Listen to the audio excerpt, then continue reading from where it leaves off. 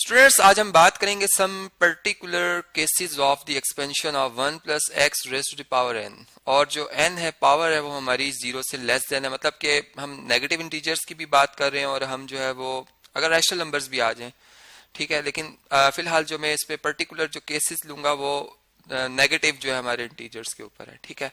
अभी बात हम जानते हैं कि जो हमारे पास बायनोमियल थ्योरम है, अगर हम इसकी जो स्टेटमेंट है उसको अगर या फार्मूला को यहाँ पर एक दफा रिवाइज कर लें तो ये था कि अगर आपके पास दो टर्म्स हो, मतलब बायनोमियल एक एक्सप्रेशन है और इसकी पावर n है, ठीक है, तो हमने इसको कॉम्बिनेशन से जो है ओपन करना सीखा था इस तरह से कि nc0 मतलब फर्स्ट टर्म का जो coefficient nc0 a power n और b पावर 0, मतलब b पावर 0 या सिंपल इसको हम नहीं लिखते, ठीक है, जो कि 1 के इक्वल होती है b पावर 0, ठीक है। इसी तरीके से फिर nc1, ठीक है, और a पावर 1 लेस हो जाएगी और b पावर 1 इंक्रीज कर जाएगी। इसी तरह से एक मतलब हर टर्म में जो क्या होता जाएगा, a की पावर 1 कम होती जाएगी और b की पावर 1 ज्यादा होती जाएगी पिछली टर्म की निस्बत, ठीक है। तो इस तरह से करते करते लास्ट में जो है वो n जब हम लिखेंगे तो a पावर आ जाएगी 0 और b पावर आ जाएगी n, ठीक है जी। चले, ये बात तो समझ में आ गई। अब हम ऐसा करते हैं कि अगर a को 1 पुट कर लें और b को x, ठीक है, तो यही फार्मूला कुछ ये शक्ल इख्तियार कर जाएगा। और फिर कि इसमें जो हमारे पास ये कॉम्बिनेशंस हैं, अगर हम ये भी देखें तो ये nc0 जो होता है किसके इक्वल होता है, आप जानते हैं बात के ये होता है n factorial over 0 factorial over n minus 0 factorial, ठीक है। तो n माइनस 0 n ही फैक्टोरियल के इक्वल आ जाएगा, 0 फैक्टोरियल होता है 1, तो यहाँ पर n फैक्टोरियल कैंसिल हो जाएगा, n फैक्टोरियल से आपका आंसर आ जाएगा 1, ठीक है। इसी तरीके से nc1 को जब हम देखते हैं तो ये क्या आएगा, n फैक्टोरियल ओवर 1 फैक्टोरियल और n माइनस 1 फैक्टोरियल। और अब आप n फैक्टोरियल को लिख सकते हैं n into n minus 1 factorial divided by 1 factorial जो कि 1 है, और फिर n माइनस 1 फैक्टोरियल। तो n माइनस 1 फैक्टोरियल से cancel, n divided by 1 n आ जाएगा आंसर। तो इस तरह से तमाम कॉम्बिनेशंस को अगर हम एक्सपेंड करें जैसा ये n फैक्टोरियल ओवर 2 फैक्टोरियल और n माइनस 2 फैक्टोरियल, तो इसको भी अगर हम सॉल्व कर लें तो ये बनता था n माइनस 1 ओवर 2 फैक्टोरियल, इसको हमने लिख दिया, इसको तो हमने 1 फैक्टोरियल लिख दिया था, इसको हमने 0 फैक्टोरियल जो कि 1 ही के इक्वल होता है। तो इस तरह से ये एक फार्मूला हमारे पास बना था और वो था, इसको मैं यहाँ पे लिख देता हूँ जी, वो फार्मूला फिर ये बन गया था कि 1 प्लस यही जो ऊपर एक्सप्रेशन था बायनोमियल, इससे हमने बायनोमियल सीरीज बना दी थी, क्योंकि n अब हमारा जो नंबर है वो नेगेटिव जो है वो इंटीजर्स हैं जो कि कहीं भी स्टॉप नहीं करते, कहीं भी खत्म नहीं होते, तो इसलिए ये एक फार्मूला हमारा बन गया, ठीक है।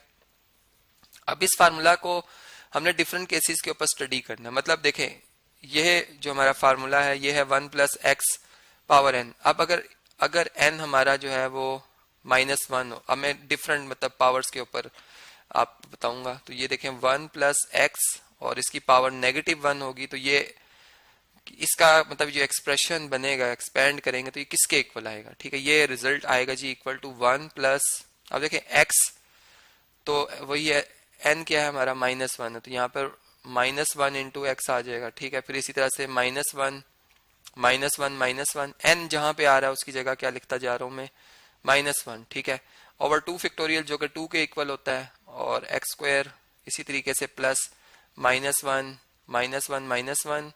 -2 x square divided by 3 factorial और प्लस सो ऑन, ठीक है जी, प्लस सो ऑन। तो देखें ये इक्वल टू आ जाएगा 1 माइनस एक्स, ठीक है, -1 मल्टीप्लाई एक्स। अब देखें ये -2 हो जाएगा, -2 से डिवाइड होकर -1 से मल्टीप्लाई होकर प्लस आ जाएगा और एक्स स्क्वायर, ठीक है।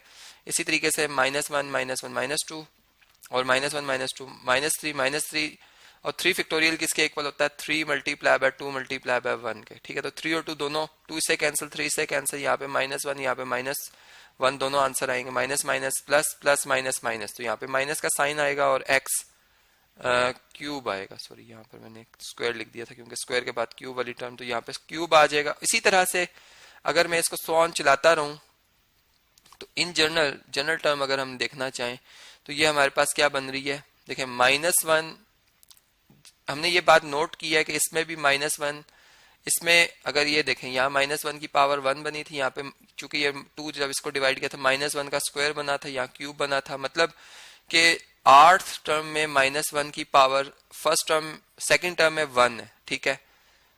मतलब ये अगर आप देखें तो इसका ये इसमें इसकी पावर 2 है, यहाँ पर 3 है, तो यहाँ पर कितनी आ जाएगी, इसमें इसकी पावर r आ जाएगी, ठीक है, और x पावर r आ जाएगी। मतलब जो देखें x की पावर है वही यहाँ पे x का स्क्वायर था तो -1 का स्क्वायर है, x की पावर 1 है तो 1। तो इस तरह यहाँ पर जब आर्थ टर्म लिख रहे होंगे तो x की पावर r आएगी, बल्कि r+1 टर्म जब लिखेंगे तो x की पावर r आएगी और यहाँ पर भी -1 की पावर r। तो एक जनरल हमें टर्म भी मिल सकती है और प्लस सो ऑन, ठीक है। बताओगे कि हमें कहता है कि अप टू 100 टर्म्स या 101 टर्म्स बताएं, तो फिर हम अगर 100 टर्म्स का कहते हैं तो फिर हम इसमें r को 99 पुट करेंगे, ठीक है। तो फिर हमें tr+1 जो है 100 टर्म मिलेगी, r 99 लिखने से 100 टर्म मिलेगी, ठीक है। वो आपको मैं ऑलरेडी बता चुका हूँ। तो ये हमारे पास एक मतलब जो है एक पर्टिकुलर केस के ऊपर जो है हमारे पास एक्सपेंशन बना। अब इसी तरह अगर अगर अगर ऐसा हो कि n जो है वो -3 हो, ठीक है, ठीक है। अगर n हमारा -3 होता तो क्या आता, 1 + x पावर -3 किसके इक्वल आनी थी, 1 + n की जगह, अब जहां पर आपको याद रहे ऊपर जो फार्मूला लिखा था वहां पे अब मैं n की जगह -3 लिखता जा रहा हूँ। -3 इसका -3 -1 x स्क्वायर ओवर 2 फैक्टोरियल 2 के इक्वल होता है, ठीक है। फिर इसी तरह से -3 -3 -1 फिर -3 -2 x क्यूब ओवर 3 × 2 × 1 मतलब 3 फैक्टोरियल प्लस सो ऑन, ठीक है। तो इसको अगर हम सॉल्व करें तो ये बनता है जी 1 -3x प्लस ये प्लस बनेगा, यहाँ पे 4 2 के टेबल से कैंसिल होगा, 2 रह जाएगा, 2 3 से मल्टीप्लाई करके 6x स्क्वायर आ जाएगा, ठीक है। इसी तरह से -10x क्यूब आएगा और प्लस सो ऑन।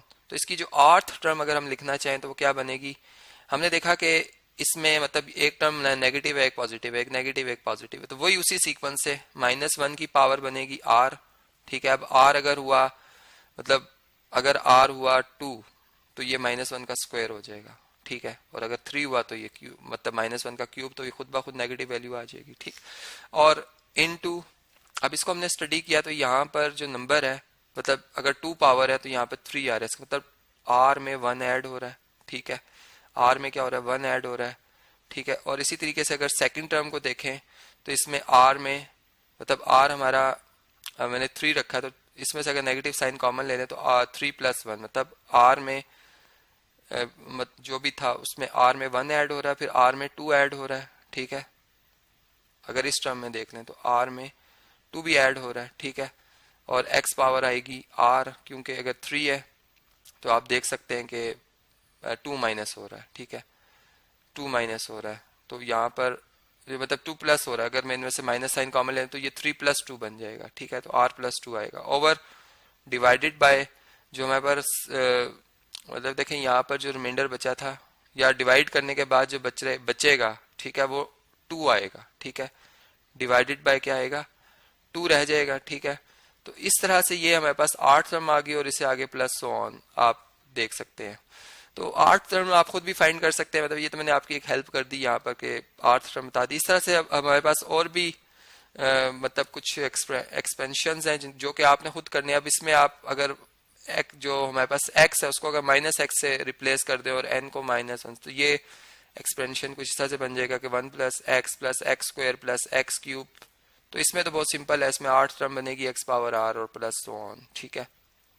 अभी आपका होमवर्क है कि आप ये चेक करेंगे कि जो मैं बता रहा हूँ या आपने इनको प्रूव करना है कि ये वाकई ये रिजल्ट्स होल्ड करें। इसी तरह ये बनेगा 1 + 2x + 3x square + 4x cube, ठीक है।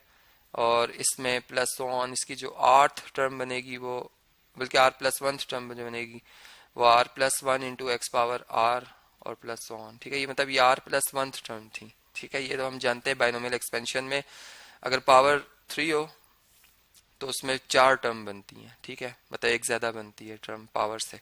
तो 1 - x की पावर अगर -3 हो तो ये फिर बनेगा 1 + 3x, ठीक है, plus 6x square plus 10x cube, सही है, प्लस सो ऑन। और इधर आएगा r+1 r+2 x power r over 2, और प्लस ऑन। तो ये इस तरह से आपने अभी आपकी असाइनमेंट है, आपने ये कंप्लीट करने मतलब प्रूव करने की ये रिजल्ट आया बाइनोमियल सीरीज से बनते हैं।